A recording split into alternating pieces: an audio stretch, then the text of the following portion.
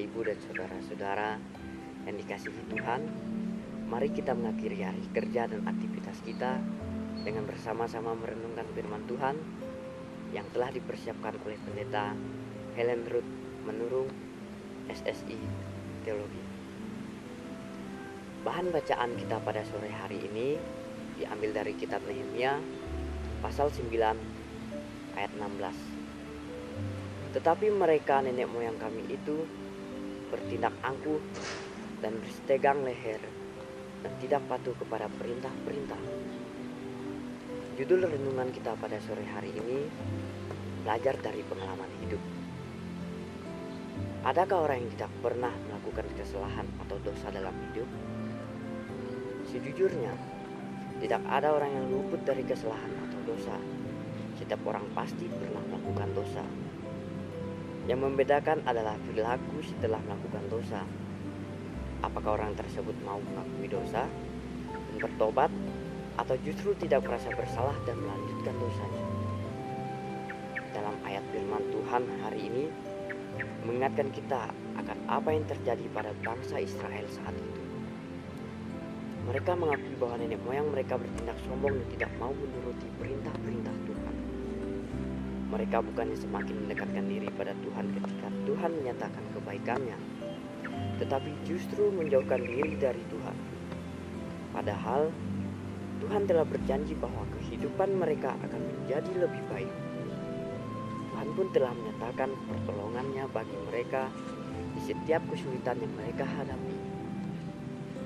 Benarlah yang selalu dikatakan bahwa penyesalan selalu datang terlambat.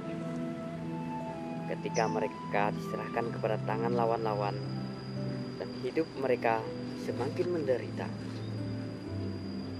barulah mereka sadar akan kesalahan dan ketidaktaatan kepada perintah Tuhan. Nehemia pasal 9 ini sebenarnya berisi tentang pengakuan dan permintaan doa. Bangsa Israel mulai mengikat segala kebaikan Tuhan yang telah disia-siakan atau diabaikan oleh mereka dengan cara tidak taat pada perintah Tuhan. Hal itu membuat hidup mereka semakin terpuruk dan menderita. Namun, mereka akhirnya mengakui dosa nenek moyang mereka yang berulang kali dilakukan dan memohon belas kasih Tuhan untuk tetap menunjukkan kasih-Nya kepada umat kesayangannya. Mereka beriman bahwa Tuhan panjang sabar dan berlimpah kasih setia sehingga mereka akan mendapatkan pengampunan.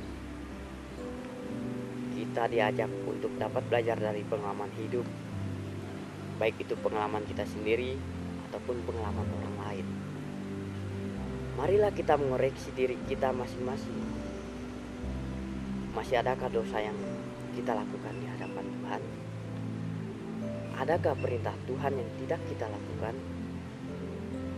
Inilah saatnya untuk mengakui dosa dan memohon pengampunan-Nya. Belajar dari pengalaman bangsa Israel, percayalah kasih Tuhan tidak akan terlalu kecil untuk dapat mengampuni dan menerima pertobatan kita. Jangan sia-siakan kesempatan, belajarlah dari pengalaman dan bertobatlah. Refleksi kita pada sore hari ini yaitu belajarlah dari pengalaman hidup, jangan mengulang kesalahan kita. Marilah berdoa. Ya Allah Bapa kami yang hidup, kami bersyukur memiliki Allah yang penuh dengan kasih.